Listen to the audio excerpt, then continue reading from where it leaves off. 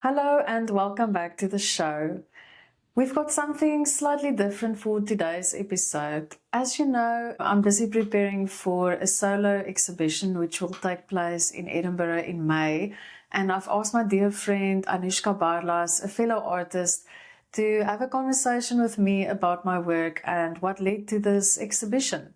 I hope you enjoy the episode. Okay, ready? Yay! Yay! We're ready to go. We're ready. This is so exciting. I think I've been I know we spoke about your residency when you got back, and it was so exciting to hear all the, exciting things that you got up to in a group environment, which is so different to working, in your studio by yourself. But what's the first thing that I want to start with, I'm very curious about what the title of your exhibition means. Is it a Finnish word? I'm presuming that it is. It's a Finnish word, and I've been trying to pronounce it. So it's Löyly. Finnish people would probably say I'm not pronouncing it correctly, but I'm trying. So it refers to the steam when you're in the sauna and you pour water on the rocks.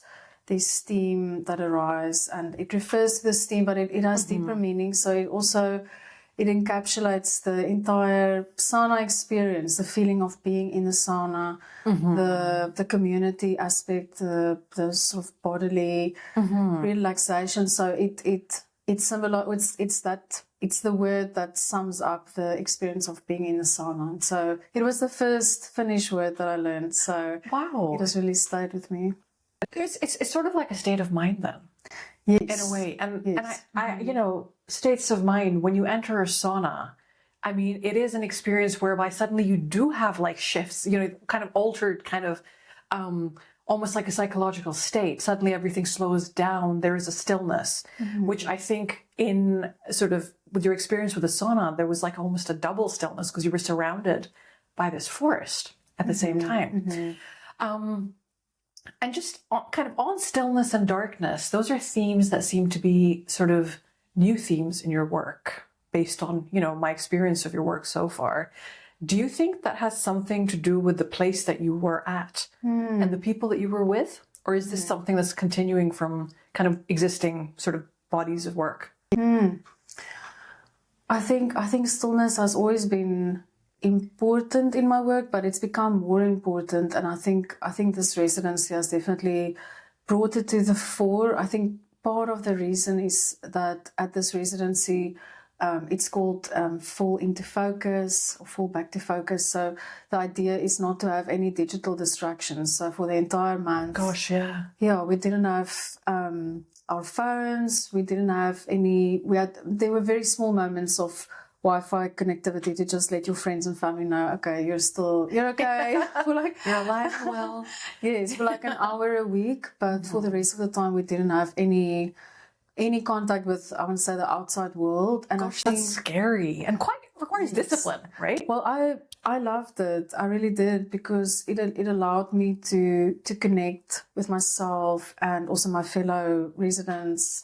And the landscape, and I think that has had a big impact on this body of work, because I think when you're that immersed in an experience, it brings forth something different. So I think there was a deep internal stillness, but then also stillness within the environment because of not having those digital distractions. And I think that a lot of people will find that quite intimidating, but as an artist, and as an artist who works in the landscape as well, I think it's quite interesting what happens when you do your sense of like your perception of time and the movement of time and your own relationship and how you're engaging with the place changes completely. And I would say that there's an intensity about that process. Suddenly things become, what you're experiencing around you just feels more vivid and intense. I would say in some ways is the process of being in a sauna. I mean, what was that like in this environment? I get the sense that because you were somewhere new with an entirely new group of people, which is often the case in an artist residency, there's so much, newness. Going to the sauna, which is very much a part of kind of Finnish culture, based on what I understand. This is something that they do year round, Yes. regardless of what the weather is like. You know, there's something, I mean, I don't know that much about it, but there's something spiritual about Yes. it. It almost, it feels. Yeah. So as a kind of a newbie there, the reason why it became sort of such an interesting point of focus for you was that because it was kind of grounding and anchoring, kind of an otherwise very new environment where you were constantly kind of, you know, having to kind of deal with just new things. Yeah. Yeah, I think there's a lot there. You mentioned time, so I think that was a big part of this residency as well. It's the longest residency that I've been on. So previously did one of 2 weeks, and this one was a month long. So I didn't arrive there with any preconceived ideas. I felt like, you know, I'll settle in and kind of see what comes to mind. And it took me 2 weeks to really slow down and settle in. And I knew that when I applied, you know, they mentioned that they've got a sauna on the grounds and we'll be able to use it. And I just saw it as, oh, this is nice to have, you know. A leisure activity. Exactly, exactly. But then the way they introduced us to the sauna, I realized early on, this is something else, you know. And you mentioned the spiritual element. The way that I've experienced the sauna there is it being this sacred environment, in the sense that it's different. It's separated from the usual day-to-day life. In the Finnish culture, the sauna, that's the place where people can meet on equal footing. So if you've got a title, you know, people won't actually call you by your title. Right. And, yes, so it's a place of equality. And so they introduced us, there was a kind of reverence in the way that they exposed us to the sauna. So we were responsible for preparing it ourselves on the residency grounds. Okay. And So if you were using it that day, you would prepare it? Yes, and we could sign, there was a board, and we could decide, okay, I actually want to prepare the sauna tonight, and you can put it on the board, and then people know, okay, within an hour it will be ready. But there's a ritualistic element to preparing the sauna. So even just preparing it, you're already getting into that state of mind, that sense of feeling calm. And, you know, you would greet the sauna when you walk into the space, like, hello, sauna. So, you know, there's a respect for this place that's been there for many, many years, and the place it holds within within the Finnish culture. It created also a sort of rhythm within a moment in time where there wasn't, like, I had to create my own rhythms within the space. You know, there's not the usual, you know, you get up, you start working. Like, I could decide what a day looked like, but it would often then be punctuated by, okay, sauna in the morning, or sauna in the afternoon, or at night. It's such a beautiful change, because I think in kind of routine, everyday life, living, the day's punctuated by moments, but those are usually kind of pressure driven. You know, you're delivering to deadlines, you're kind of having to get back in time to cook a meal, you have to look, you know, check in with this person and kind of go do that. But it's never a sacrosanct space where actually you're going away just to kind of almost, it's about care, I think, as well, caring for your body, connecting with community. We often don't, or perhaps in modern life now, we forget to schedule time for that. So I think it's such it's a really incredible kind of metaphor almost, you know, this sauna ritual, just for how we could perhaps be showing more care for ourselves and our community in everyday life. And I think as somebody like yourself whose work connects, usually in my experience of it, connects back to a community, a place and community, and how people kind of connect to it. The sauna just fits in so beautifully with that kind of, you know, that way of working for you. Was it a way to also meet and engage with other artists in the residency? You talked about equality, and I'm thinking, here you are kind of in a sauna, presumably everybody had to be unclothed, which is quite scary, I suppose, in the first instance with strangers. but I imagine it also has something to do with equalizing. Yes, You know? sure.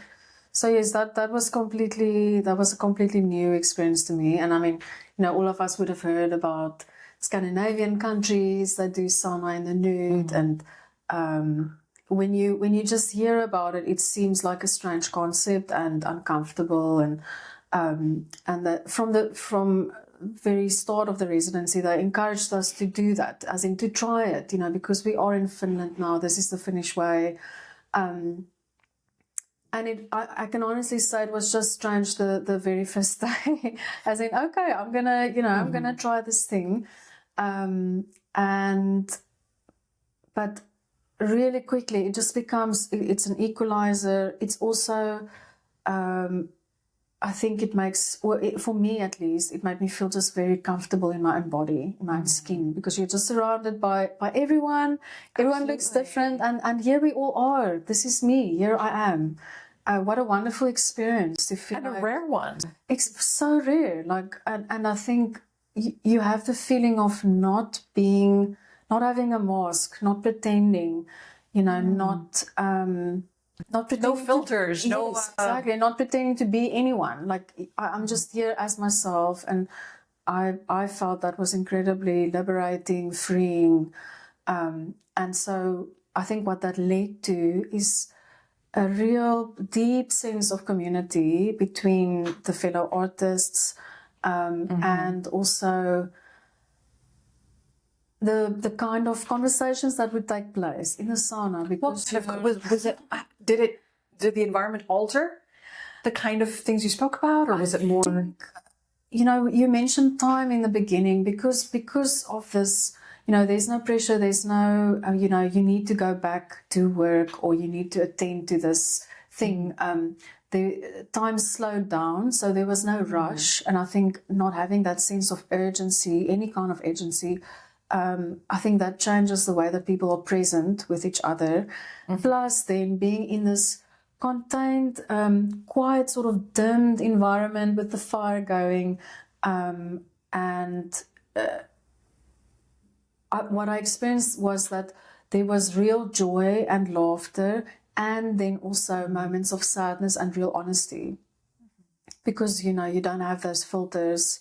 You're just there as yourself. And so some days the sauna would be filled with joy and laughter and playfulness, and other days more, kind of talking about real things that we're all experiencing. So a lot of human connect, like a place for, it sounds like really kind of authentic sort of human connections, not rushed. Yes. Not filtered, because you already are, it's quite intimate in a way. Absolutely. So it is intimate.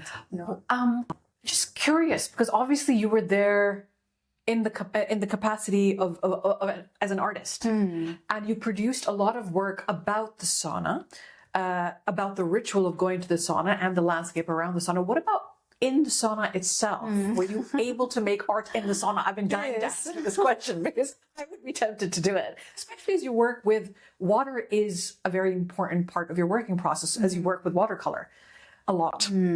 So did that figure in any way? Yes, it did actually. I'm going to actually find an example. I think I've got one example here. So yes, I did actually end up creating work in the sauna. So what I experimented with first was to, the way I started working with this sauna concept was to work from memory. Often after being in the sauna, I would go back to the studio, and also while being in the sauna, I would try to memorize or kind of get a sense of, okay, what am I picking up? What am I noticing? And then I would go into the studio and try to recreate without having any kind of imagery in front of me. So that. Why was that important? Which part? So relying on memory. I think it was important because I wanted to really capture the feeling of being in the sauna, without feeling like I'm trying to reproduce an exact image of what it looks like. that was not the focus. The idea was to so that someone can look at the work and have a similar feeling of being in that space. So that is what I wanted to do. And I was surprised that I could do that, because that's not something that I've really experimented much with previously. And then I started thinking, well, a lot of my work is, work on paper. I often work wet on wet, and making the paper wet and then kind of working on the wet paper. And there's a lot of steam and moisture in the sauna. So I thought, why not try doing that in the sauna? So I took some paper with me, and I had a water soluble graphite pencil.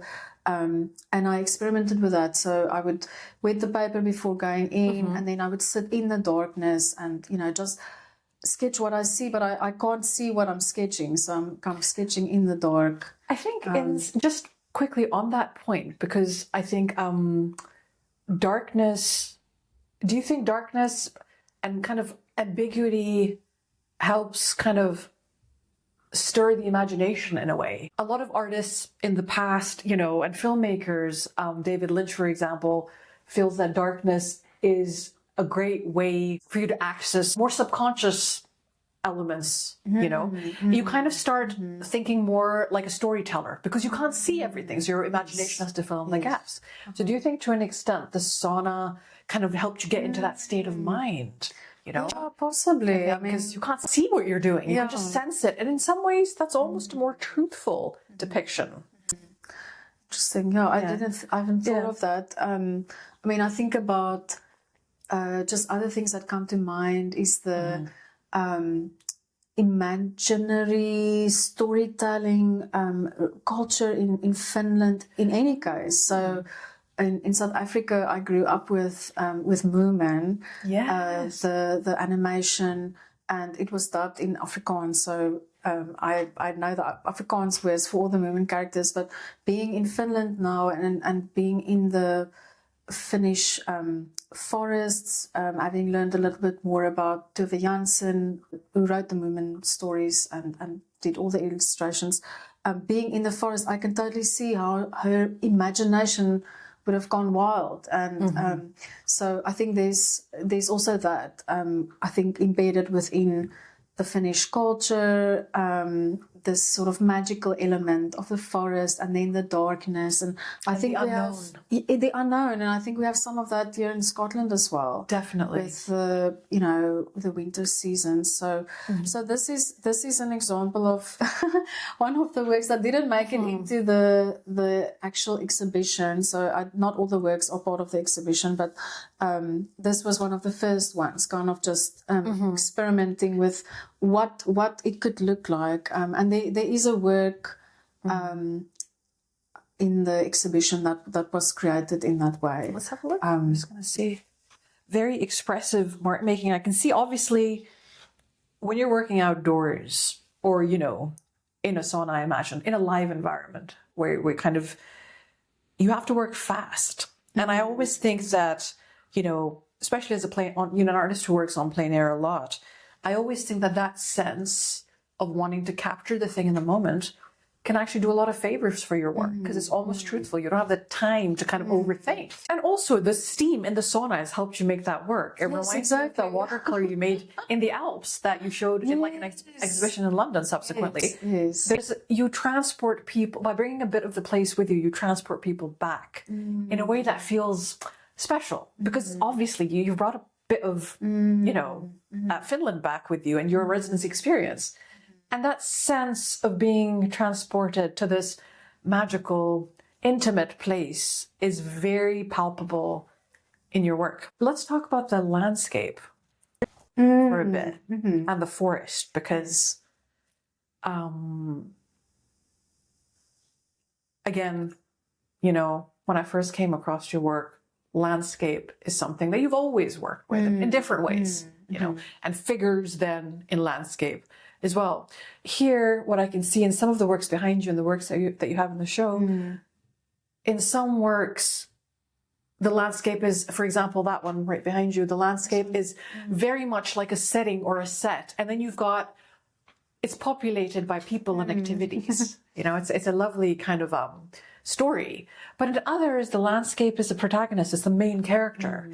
And there's an element of mystery and darkness and ambiguity, the way you would experience when you're in a forest yourself. And then you've got that one where you've got like somebody sitting at the threshold of a sauna, and you've beautifully captured that feeling of being on the threshold of something. You know, this anticipation, a little bit of just fear of the unknown. And I think that sense of comfort, but also kind of suspense and fear of the unknown, you have captured that, which I imagine you felt every time you were in a sauna, in a forest, in a foreign place, you know. It's very uncanny. And so I just wondered, for you at this point, after having done this residency, what significance does the landscape have in your work? Oh, I don't know how to answer that. Very long question. Yeah, I think for me, it's something that I don't know if I can even put into words, because it's such a big part of who I am, connecting to the landscape. Not just my creative work, but just who I am as a person. Having grown up I think what my mind goes to, having grown up in South Africa, some of my fondest memories are doing these road trips with my family all over South Africa, Namibia, where the landscape changes dramatically from place to place. And it has a very powerful presence. It's quite, I imagine, like in some parts of the northwest coast of Scotland, there's such a powerful atmosphere of landscape. I imagine it's very similar in South Africa. And this, being in a thin place. Absolutely. And so I think I developed a sensitivity for that as a child. And it's just always stayed with me. And so there's certain places that are like anchors for me. The thin place. Can you elaborate a bit on that? Yeah, I like that term. Yeah, I think a thin place for me is a place where I feel like I can sense a little bit deeper. You talk about the spiritual element. So I think people would have different ways of describing that, but connecting to God or connecting to your ancestors or connecting to people that have been here before.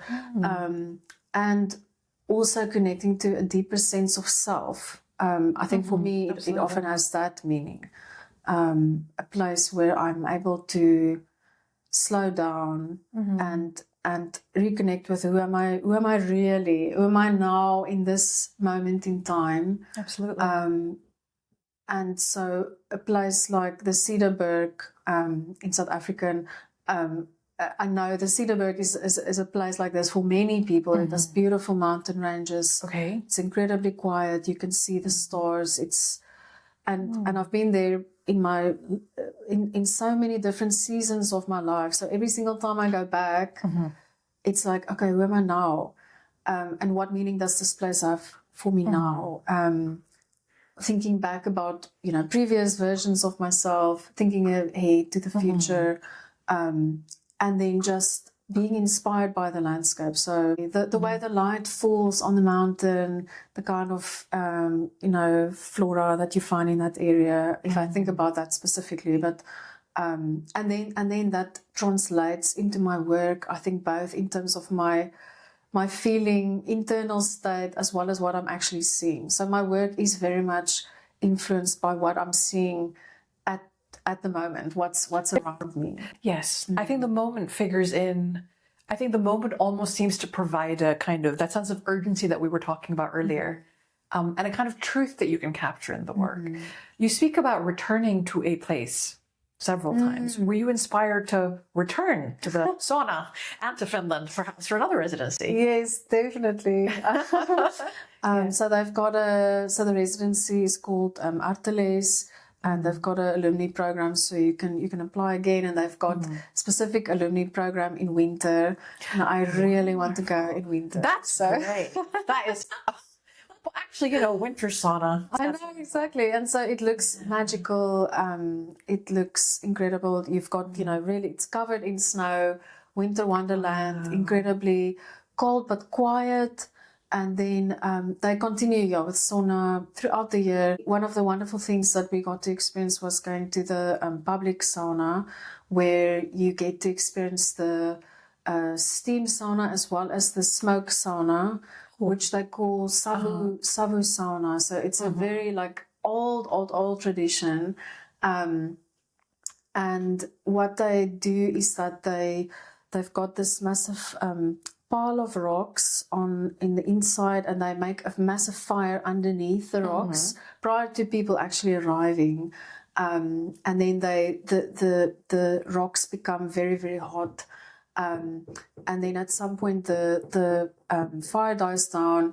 They open up the windows to let the smoke out, and then they close it up again, and then people arrive. So it's very, very dark on the inside and dry. Yes, but you add the Löyly. You add the Löyly makes an appearance. Yes. Good. Okay. Yes, so that makes it very, very hot and steamy on the inside. And so one of my works is dedicated, I want to say, to the savu sauna. So it's the one that's really dark, and you've just got the figures, sort of a shadows. Yes. So that was me trying to capture my memory of being in the smoke sauna. So I wanted to say in winter, the lake, there's a lake there that we would take cold dips, and they would there's frozen over. Yes. Wow. Yes, you have to, because you get so hot. So and so they would make a little hole in the ice, and then you would go in. So I want to experience that, definitely. That sounds incredible. So yes, I'll go back. You know, you were mentioning everyone sitting around kind of in the dark, and it made me think a little bit of like sitting around a campfire and kind of huddled together. And again, that's often such a kind of a moment for storytelling. Absolutely. And I think that kind of closeness in a group. Totally. And what's interesting is, as when you're doing a residency like that with a group of people for a specific amount of time, you create your own rituals. And so one of the things we did was making a fire outdoors at night, having toasting marshmallows, someone playing guitar. So exactly that, and sharing stories and singing, and coming back to those things that make us feel human and connected and bring joy. Do you think that not having access to digital technology for the most part was a huge component in helping you? Yes, absolutely. Kind of touch base with these very seemingly normal but kind of human rituals that we seem to be so out of touch with on a day-to-day basis. Absolutely, because there's not that immediate distraction, These days I'm so quick to turn to my phone for some entertainment or some distraction or numbing or, whatever. But there you're either painting or you're reading a book or you're sleeping or you're chatting to someone, you're sharing a meal with someone. That's the other thing, is that we ended up having these wonderful communal dinners and sharing meals together. Really kind of the important thing, the things that actually matter, it sounds to me. Yes. It's so nice to have a microcosm in time and in your life where you can do that. Now, just kind of it'd be interesting to talk a little bit about the exhibition itself. Is that something that's come out of your experience? Was it something you'd planned before you went? And do you feel it's a good way to share the work that you've made there? How did the exhibition come about? Yes, interesting. I mean, I remember us having a conversation right before I went, and I don't know if you remember this, but I spoke about wanting to. If I do another exhibition, I want to be able to.